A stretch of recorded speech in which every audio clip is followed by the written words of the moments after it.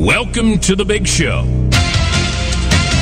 He could go all the way.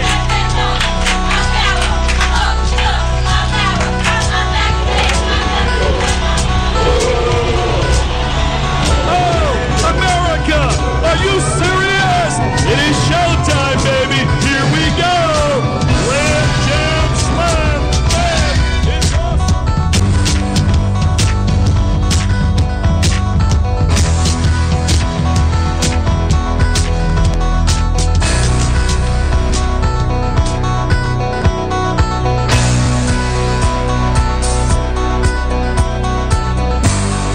Ladies and gentlemen, let's get ready to rumble! Get ready to rumble! Pump up the jam, yo, pump it up, yo, pump it.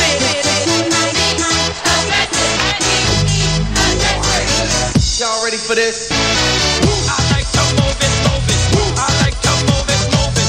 I like to move it, move it. I like to move it, move it. I like to move it, move it.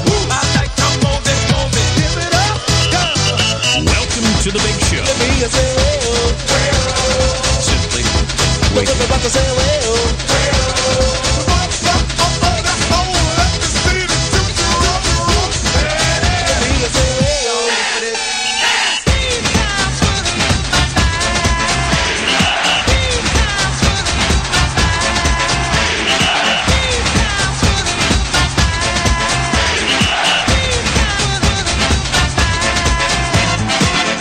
Action, we want action, ABC, iOS, action, boys, action, boys. pump up the jam, pump it up while your feet are stumping. And the jam is pumping. Look ahead, the crowd is jumping. Pump it up a little more, get the party going on the dance floor. See, 'cause that's where the party's at, and you find out if you do that. I want a place to stay. Get your booty on the floor tonight, make my day. I want a place to stay. Get your booty on the floor tonight, make my day. Pump up the jam, pump up the jam, pump up the jam, pump up the jam, pump it up, up.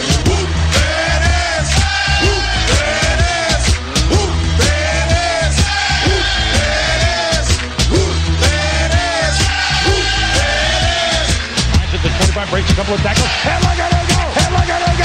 He could go all the way! And welcome to Cold War Radio, ladies and gentlemen, live on our home base, WAAR. We are America Radio, your number one source for streaming political and government talk anywhere. Also available at weareamericaradio.com/live. I'm Hutch Bailey Jr., deep down in the bunker, in my Smith & Wesson studio in the city of Pittsburgh. And ladies and gentlemen, a former radio talk show host in his own right, in Scandinavia, from Norway. Let's welcome Norway to the program. Good evening, sir.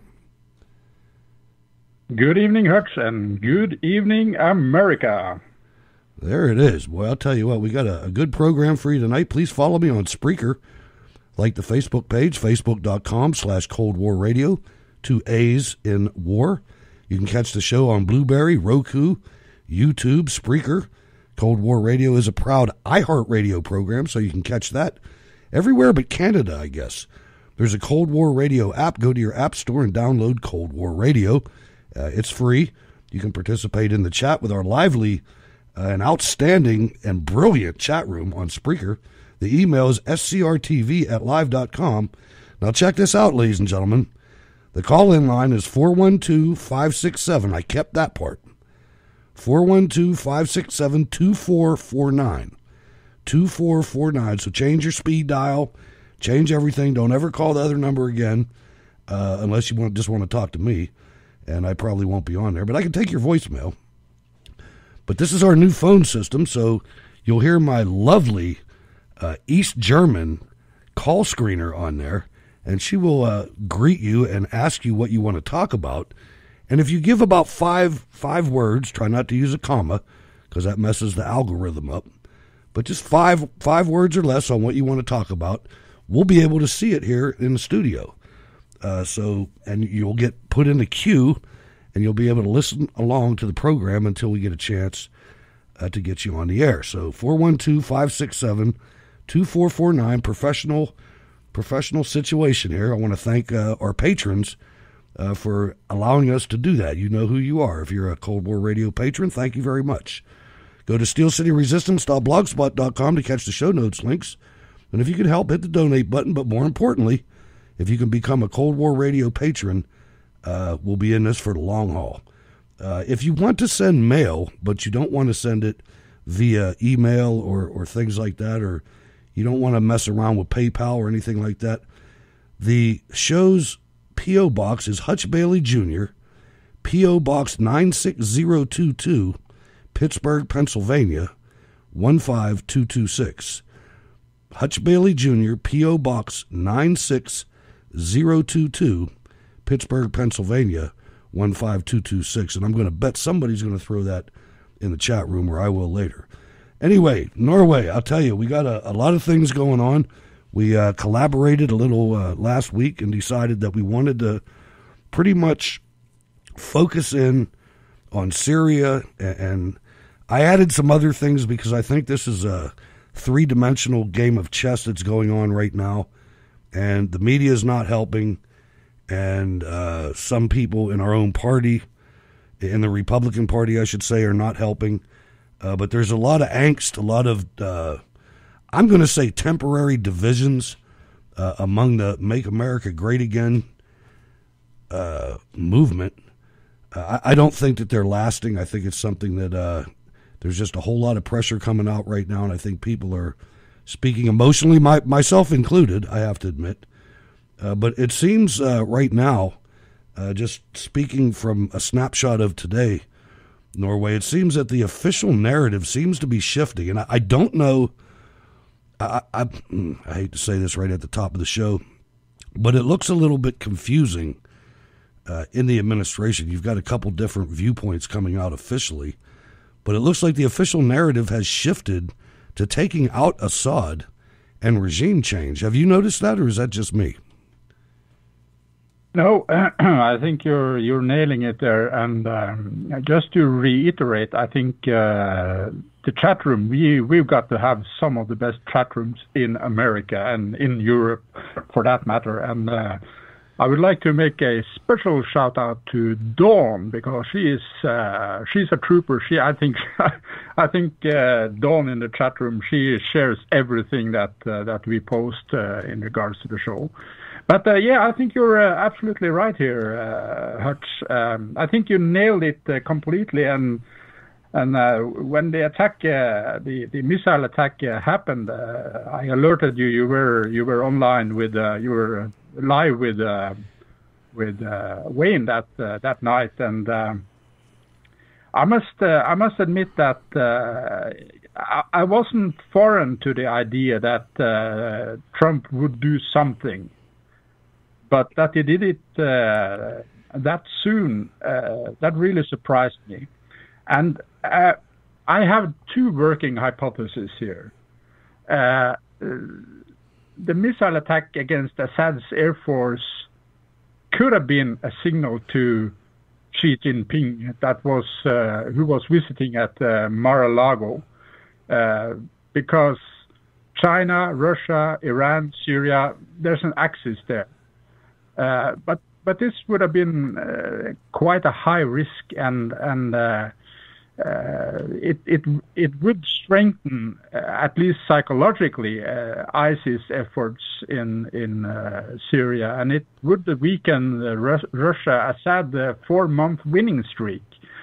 So, and on top of that, it would also strain the American-Russian relations. But you could also turn it around and say that.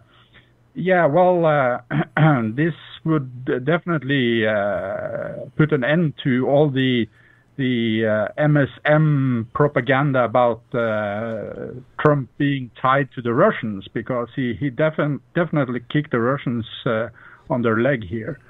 And the other hypothesis I'm working from is that General McMaster is a globalist, a pro-Sunni general, and he has amassed a lot of power in Washington.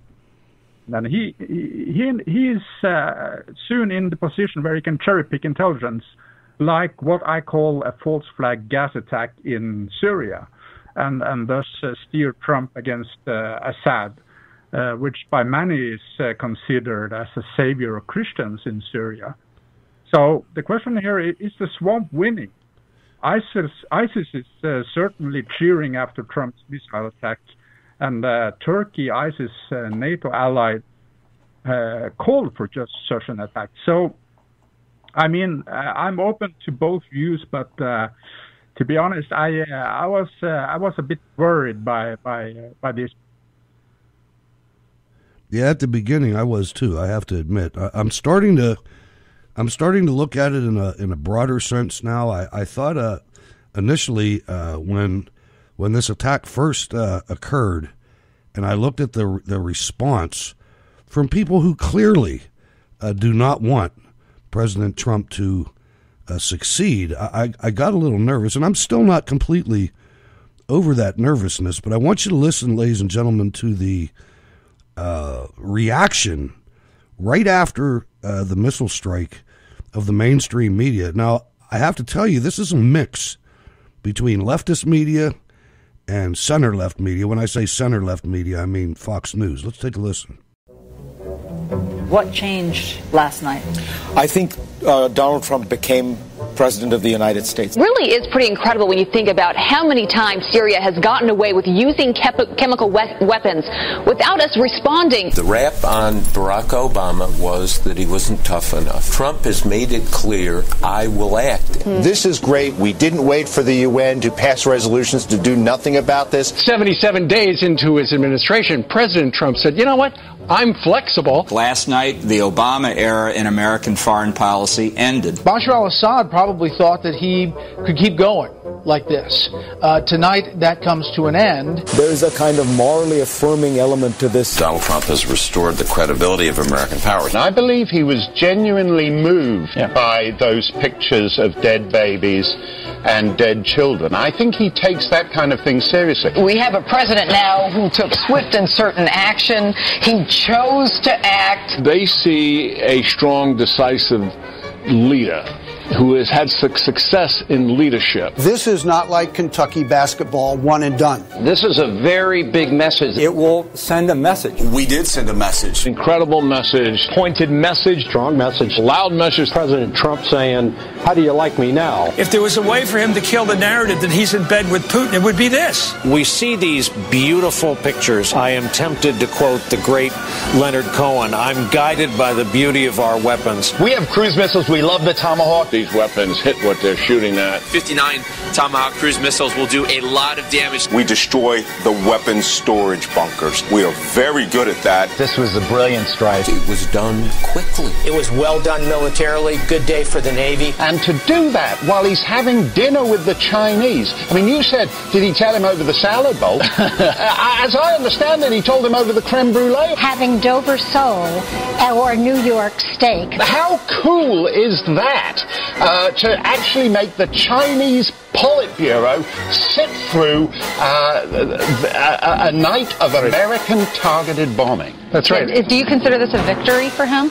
Oh, yes, I think so.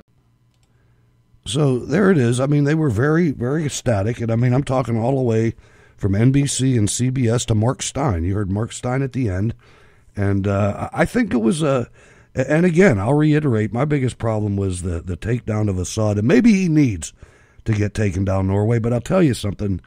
One of the things that, you know, we look at recent history and we look at when you take away one of these secular strongmen, which is all these countries seem to be able to be governed under, unless it's an Islamist government, is a secular strongman. You take him out, and then what? Exactly, and this is at the core of the whole situation here. what you say here about the Arab strongmen, because the Arab strongmen are those called the hated leaders, the hated Arabic leaders, which ISIS from the inception has vowed to take down. And if you look back at the Islamic State's 7 phases for the Islamic Caliphate, which goes back to 2000, the first step was the 2000 to 2003, the awakening, which started with the 9/11 attacks and ending in the invasion of Iraq. The next phase from 2003 to 2006 is what ISIS called opening eyes. The Western conspiracy is to be made aware of the Islamic community. So from 2007 to 2010, you have the arising and standing up. And this phase will be focused on Syria. And then from 2010 to 2013, you have the toppling of the hated Arab regimes, which is what the MSM called the Arab Spring. So from 2013 to 2016 is the declaring of the Islamic Caliphate, which ISIS has done. And from 2016 to 2020, ISIS has declared that we will have a total confrontation between the Islamic army and the non-believers, and then after 2020 they will have definite victory. So if you start by attacking one of the most hated opponents of ISIS, Assad, you will have removed a major obstacle for ISIS to rule that part of the region. I know. So this is these huge implications. It is, and it's nerve-wracking, especially when you followed it the way we have, and you realize that this is not Assad versus citizens of Syria that are uprising against his government. This is Assad against a vast array of. There are some Syrians, but a lot of foreign fighters that have migrated there to secure the Ummah, to create the caliphate. And when you look at what Obama called it, I mean, he didn't call it ISIS. He called it ISIL, which is the Levant, which takes over the entire region, including Jordan and Israel. Mm. When you look at it that way, and you look at the historic situation, it gets like we're looking at it maybe a little bit too simplistically. 412-567-2449. Ladies and gentlemen, you better call the show. Now, I got this system in here. You better call me up. But Rubio is not helping matters. You look at Marco Rubio came out, and there were some different viewpoints coming out from the administration. You had Nikki Haley saying that we absolutely have to replace Assad. You had Rex Tillerson saying, well, maybe we're not going to be the country that does that. John Cornyn, the same thing. Maybe he'll get replaced, but it's not going to be us. And Rubio comes out and points that out. This guy, and I'm going to get to it before we're done. As a matter of fact, I'm going to get to it right now. I'm going to go down here. I'm going to scroll a half a mile down the show notes, and I'm going to bring up these people that are called the Soros crew that have been I'm not going to say they've been paid because I didn't see the paychecks, but it's been alluded to that Soros has some Republicans on board to try to knock President Donald Trump out, and they are John McCain. And when you look at what they've done lately in their public appearances, it kind of becomes clear. John McCain, Lindsey Graham, John Kasich, worthless oxygen thief from Ohio, Marco Rubio, Ron Johnson, keep an eye out for him, and Paul Ryan. And when you have members like that going against your team, now there's no doubt in my mind, for some reason over the last 24 to 48 hours, my confidence in the three-dimensional chess playing ability of Donald J. Trump has been renewed, and there's no way he doesn't know this. So hopefully he will protect himself from people like this and they will get what's coming to them. Now, I want to say one more thing before we get into some of the meat and potatoes here. Easter's coming up, ladies and gentlemen. And with Easter, one of Christianity's, or one of two top holidays and remembrances, the rising of the Christ. Tool up. If you are able to carry, concealed carry, do that. Don't just leave it in your drawer. I mean, attacks are going to come, and if they come in the United States, I want to see Americans take them out at the street level. Don't only take out the perpetrator, look around for the cameraman. The cameraman's there somewhere to take his ass out too. That's just some Cold War radio advice. Absolutely, and one thing is to tool up, but take your tool downs to the, I almost said tool shed. Take them down to the range and get used to using them, because one thing is to have a gun, another thing is to be able to pull it and squeeze the trigger in a stressful situation. And a lot of gun ranges offers courses on this. So get used to your gun, get used to shooting it, get used to putting some lead down the range and hitting that target. Excellent advice. My gun club actually has that, and one of the things that we do is fire in ways that you normally wouldn't. In other words, if you're a right-handed firer, firing with your left hand only. You know, things like that. And through windows and different scenarios, they built different sets to do that. And that's an excellent piece of advice. The other thing is, and this isn't a gun show, it could be though, but another thing is, you know, knowing how to carry your weapon. In other words, if you listen to Sean Hannity and you have a trigger lock on your trigger and your magazine's in another room and then the box of ammo's down in the basement, a lot of good that's going to do you when a guy kicks the door down. You know, so think about that too. But enough on that. Let's get to some breaking news, Norway, from AP. Russia knew in advance of Syrian chemical weapon attack. And this is from the Conservative Treehouse, and I apologize it's not in the show notes, Norway, because I got it about 10 minutes before the show. But the AP is reporting on a story from a senior U.S. official stating that the U.S. has evidence the Russian military knew in advance of the chemical weapon attack in Syria last week. Beyond the headline and vague sourcing for the claim, this AP report is stunning on multiple levels. Why would a senior U.S. official release such a controversial statement/story just 36 hours before Secretary of State Rex Tillerson is scheduled to arrive in Russia? Obviously, anyone with any degree of diplomatic understanding would know this leak would be seriously controversial, with T-Rex about to meet Russian Foreign Minister Lavrov and possibly Russia's President Vladimir Putin on Wednesday. Is T-Rex being set up, or is this leak a part of U.S. strategy? Either option is entirely possible. From Washington, a senior U.S. official says the United States has concluded that Russia knew in advance of Syria's chemical weapons attack last week.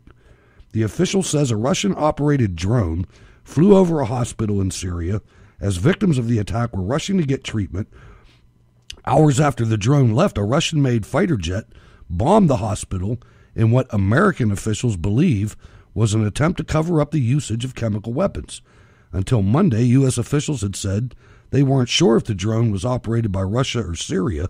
The senior official said it still wasn't clear who was flying the jet that bombed the hospital. The official said the presence of the drone couldn't have been a coincidence, and that Russia must have known the chemical weapons attack was coming, and that victims were seeking treatment. The official wasn't authorized to speak publicly on intelligence matters and demanded anonymity. Now, the questions and possibilities. Is T-Rex being set up? Is a deep state operative to blame, orchestrated U.S. versus Russia conflict? Is a compromised official under Russian influence within the U.S. intelligence community behind such a statement, undermining President Trump? Is a pro-leftist Hillary State Department type trying to trip up T-Rex. Revenge for State Department budget cuts. Is this a leak strategy from the White House? Possible, but if so, the White House had better make sure they are confident in Tillerson's capability to get through the minefield. It is possible this is part of a strategy, but Whiskey Tango Foxtrot. Good Lord, that's a ton of diplomatic pressure just put onto the shoulders of Secretary Tillerson. Now, you look at this stuff, Norway, and this is one of the reasons that I set myself up for so much hate on social media when I disputed this chemical attack. Because I feel that there's people inside the wire, there's gooks inside the wire that are trying to take our movement down. And I don't think they're going to end until we flush them all out. And I think this is from the conservative treehouse and Sundance, a very trusted, on about 90% trusted by me. Your thoughts, sir? Well, I think there's a lot of misinformation flying around, and the timing here. There are two things. First, the timing with Rex Tillerson's visit to Russia. That is suspicious, but also I must say I don't put a lot of trust in AP, Associated Press. Associated Press has a large Sunni Muslim shareholders, so I must say I'm cautious here, and this sounds like a political play, and well, I think you had a story out about this Syrian or rather UK doctor, Mr. Islam, who told the press they could call him to get information about the sarin attack. Yeah, and he ended up being a guy that got convicted in the UK of being a terrorist. Let's address some calls, Norway. As you see, they're starting to pile up. Let's talk to Carrie from Florida about some killers. What's going on, Carrie? Well, see, you got the discounted version, brother. I said Tillerson. You never know what you're going to get when Carrie calls the show. Oh, man. You the understood that, didn't you? You understood that, Tillerson. Yeah. I speak English. You gotta speak slow for my East German call screener now. She's still from behind the Iron Curtain. I said Tillerson. Well, you tell us not to speak too slow because then it puts a comma in it and it cuts it off. Let's talk about T-Rex. Okay, folks, you have to remember when the United States of America, even though we have done it, it's not policy to remove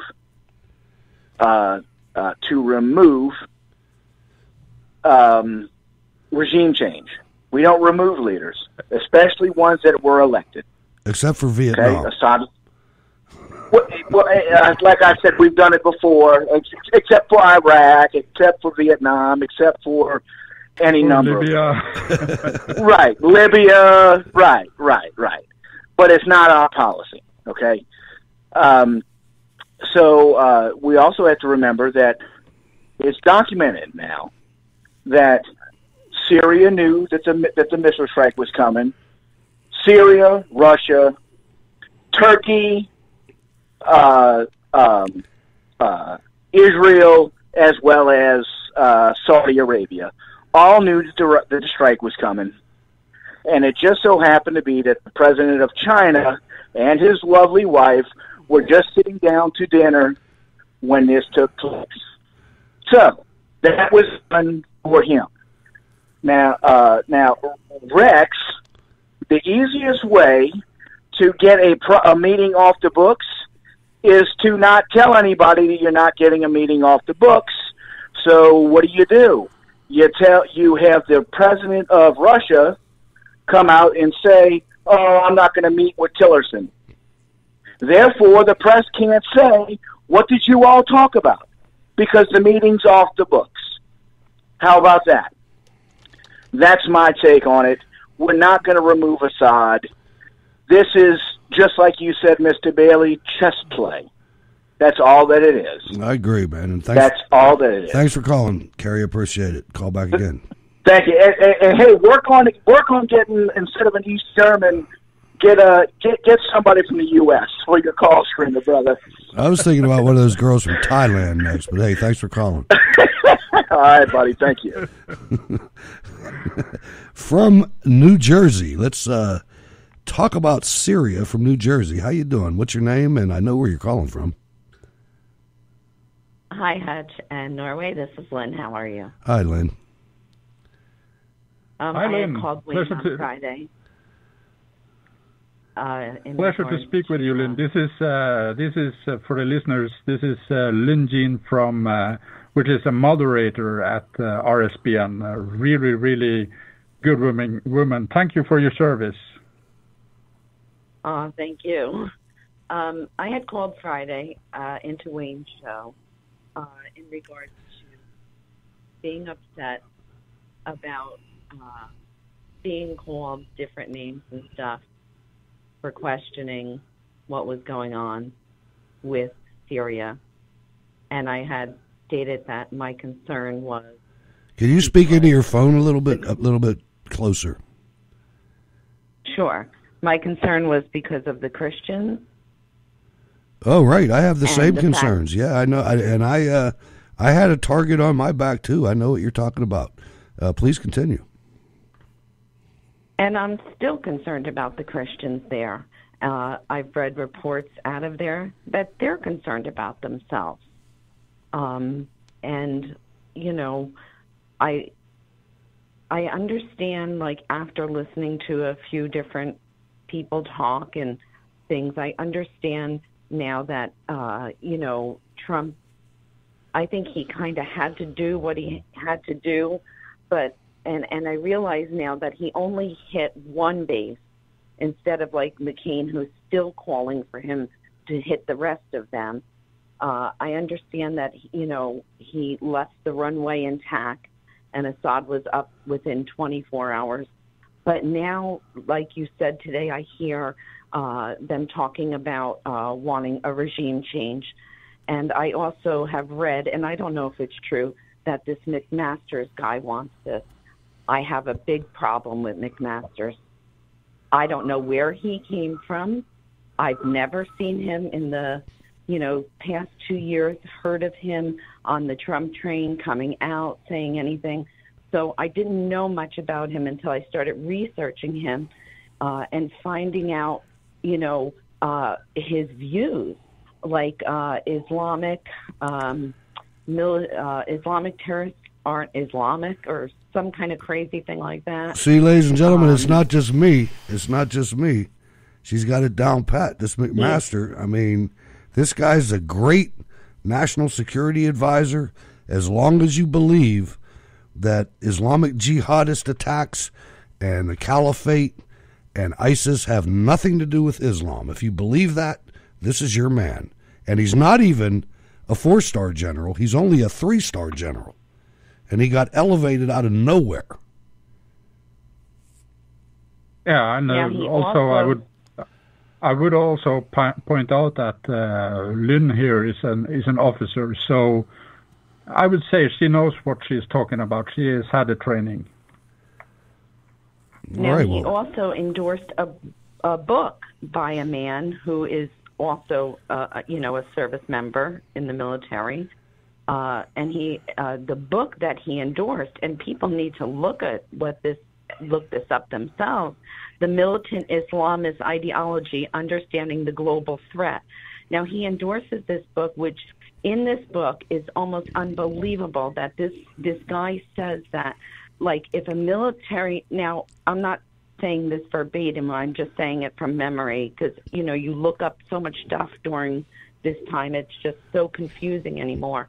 But in this book, he says, like, if a service member offends a Muslim, he must not only be relieved of duties. Speak into the phone. He must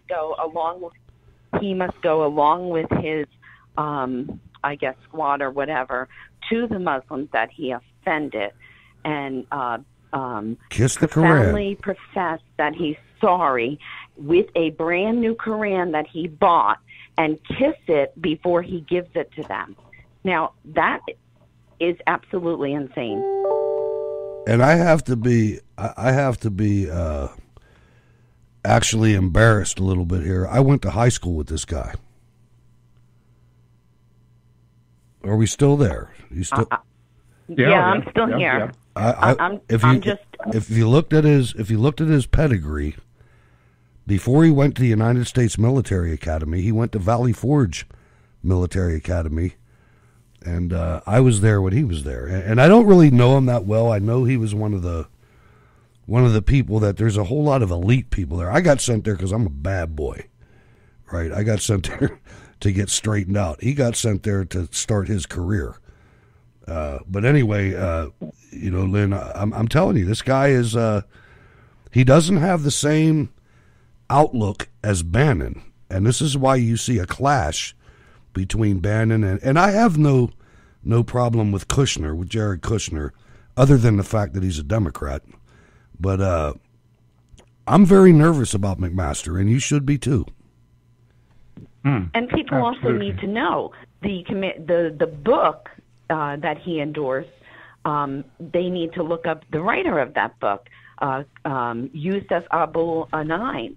Look up him and see that he was an advisor to all of these people in the Obama administration who was saying that the Muslim Brotherhood was good. And now you see why, they were hanging out in the White House and they're all in the top staff over there, and we got the problems that we have. People really need to research and understand why some people are concerned. They're concerned because they research and they're not blind. We're not coming down on Trump. We are Trump supporters. It is the people surrounding him. Why did John McCain go to Syria in 2013 and then there's a chemical attack? Why did John McCain just come back and the same thing happened? Okay? You have to question this. Nikki Haley, she hated Trump. She wasn't on the Trump train. These people came out of nowhere. And here's another thing that nobody's considering, but I've been watching this. You have some of them egging Trump on to do certain things, okay? Yeah, do it. But you still have the other ones like Elizabeth Warren. People need to check out her Twitter. And Kane. And you have them saying, see, he said he wasn't going to go to war. Now he's going to war. He's unstable. I think I just can't help that they're setting him up, Lynn, the Democrats and the Never Trumpers. Lynn, I got to let you go. We're running out of time here. I got to let you go. But you know what? Sure. You ought to have your own show. Did you ever think about that? Absolutely. You're already doing the research. SCRTV at live.com. It's golden, Lynn. It's really good, and you come to the same conclusions that I do. And I would reiterate what you said. People need to research this. Absolutely. They do need to research it, but they don't want to hear it. So I don't know. Hey, start your own show. Thanks for calling. Call back anytime. Thank you. All Bye. Right. Now, let's listen to John McCain. This is pretty much right after Donald Trump was elected. I want you to listen to John McCain, and don't forget all of the things that were said during the campaign and after President Trump was even elected, when he was the president-elect. We can't forget what Paul Ryan said, what all these people said.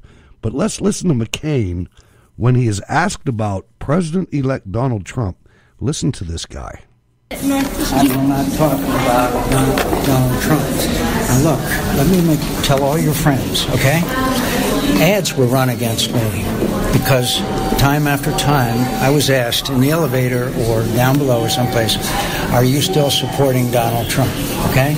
Ads were run against me because I kept being asked and asked and asked. Now, I repeat again, do not ask me about Donald Trump. I do not want to be rude to anyone, but I do not want to be asked about Donald Trump. But he's your president-elect. I have the right to answer about anything that I want to answer and what I don't want to answer to, okay? I will not discuss President-elect Trump, okay? So, and that is my right as a senator. I do not have an obligation, ma'am, to say, to answer any question I don't feel like answering, okay? I'm responsible to the people of Arizona, and they just reelected me overwhelmingly. And I will not speak about Donald Trump. And I don't want to be asked again. Yeah, screw you, voters from Arizona. I'm telling you, this guy, he is the enemy. John McCain is the enemy. I can't believe, Norway, I had a sign for this guy in my yard to try to get him elected as the President of the United States. What a guy. Absolutely. I mean, this is the swamp talking. It's that simple. This is the swamp talking. I mean, his views totally align with the Democratic Party. I don't know what the heck he's doing, calling himself a Republican. No, I agree 100%. Now, I just want to cover this. Our show notes are nuked. We're not getting anywhere near, but that's fine. That's fine. 412-567-2449 if you'd like to call the program. But I want to, somebody sent me something from Lebanon, Amal Saeed.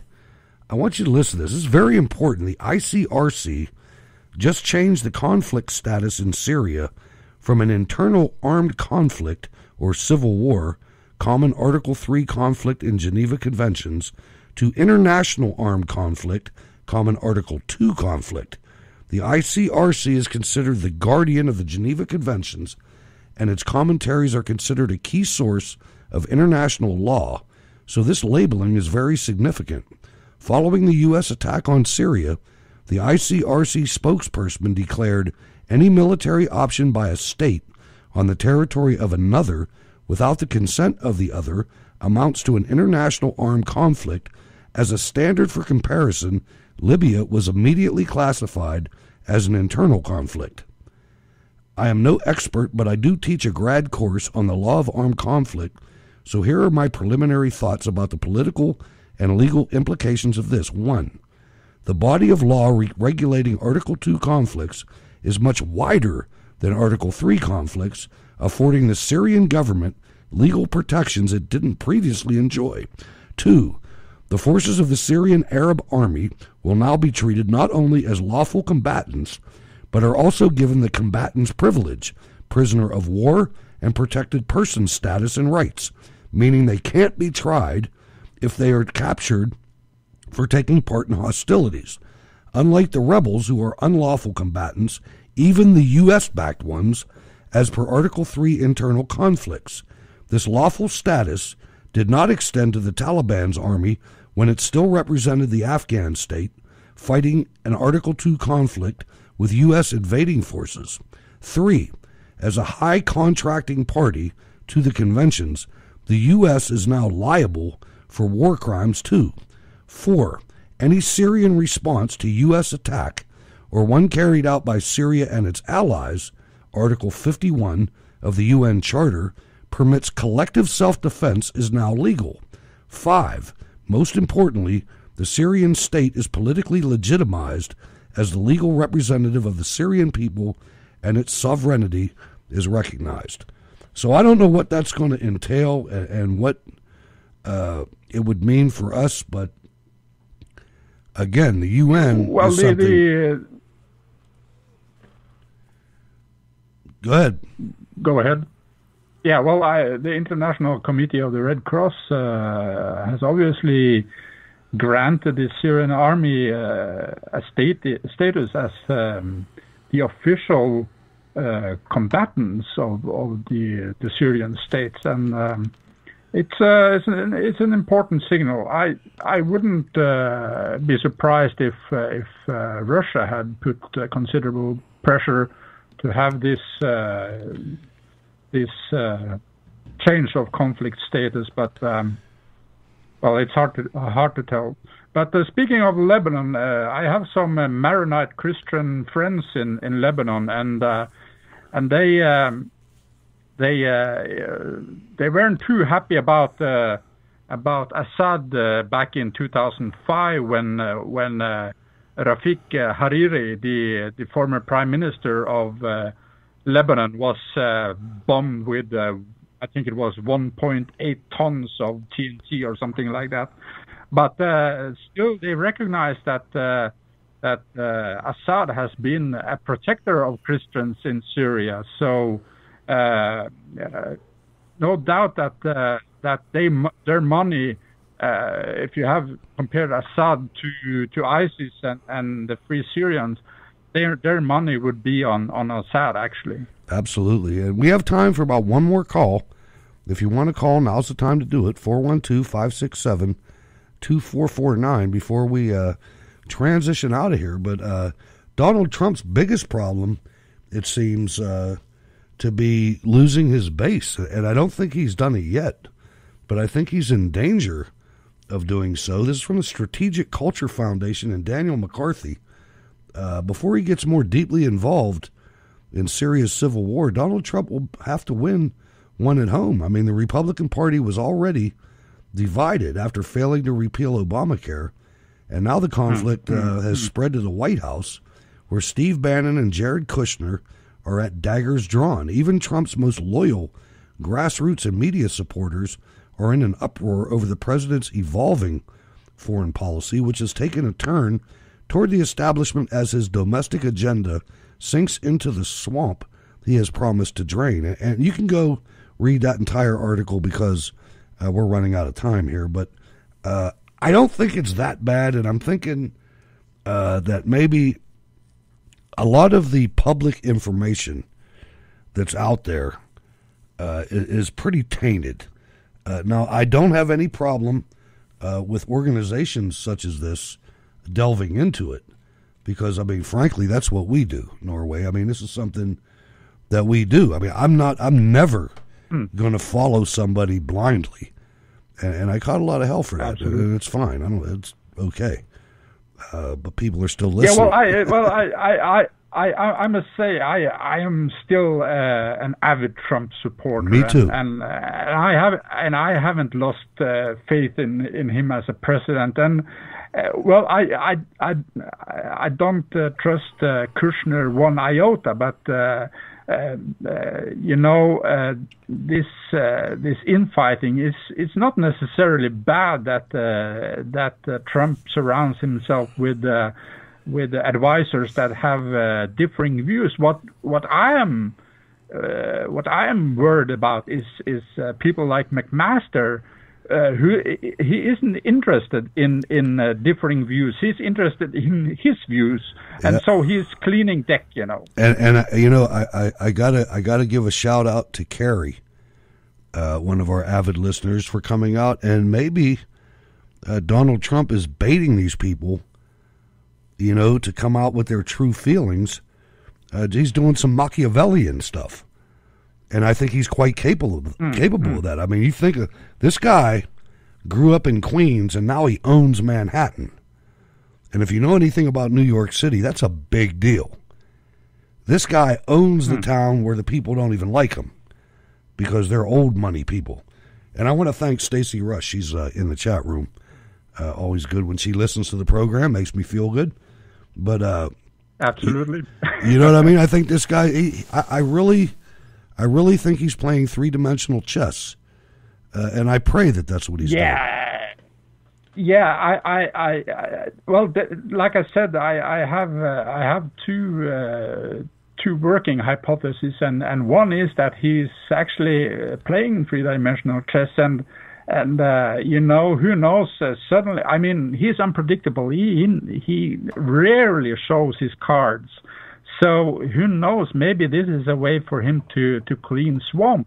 What it has done is, this news broke when Xi Jinping was probably having dessert in Mar-a-Lago, and I mean, what an ending of the dinner, and what it has done is that I saw the Chinese envoy to South Korea now had a meeting with South Korea and Japan, and South Korea and Japan they're quite worried about this because the North Korean army has gone to higher readiness, and if I would make a prediction, I would see that on April 15th, 5 days from now, we will see the 6th nuclear test in North Korea and a test of an ICBM.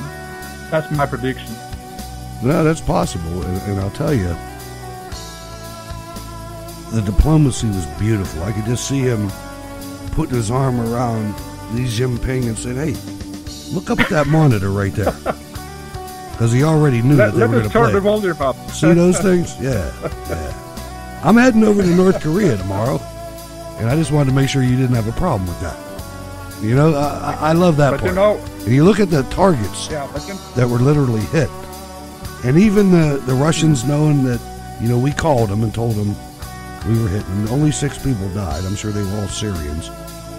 But good stuff, man.